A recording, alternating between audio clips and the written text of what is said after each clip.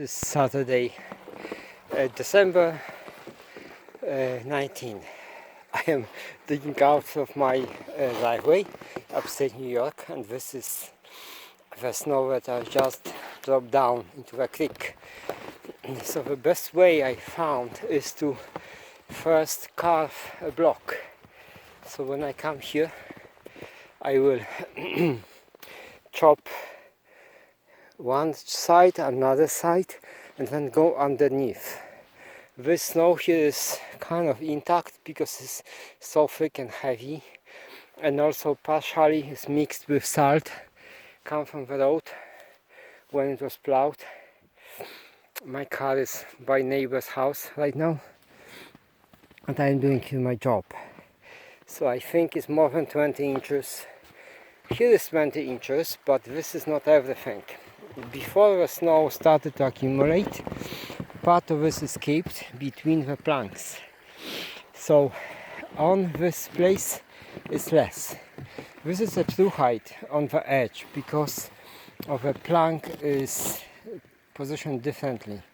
So on this is much higher, from here few inches higher, and then beyond the planks with the holes in between, that is also higher.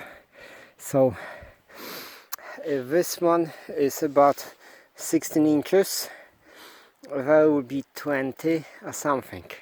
So this is all what we've got here. And let me see if I can do it with one hand to show how I'm pushing it. But that's quite heavy. Oh yeah, it will go. And then I hit it and then it goes down. It goes down to the creek. At some point it will melt and there will be nothing left from the snow. So that's what I am doing, and I have a little bit extra work. This is the best shovel ever, because having this shovel that is designed not to lift it but to slide it is the best. I can actually put 10 times more load than on the shovel that I lift, and I don't need to lift it, I just slide it. It goes so easily because this plastic is so slippery, it just goes. So it took me, I think, 20 minutes, maybe this piece, and I already removed here several cubic meters of snow.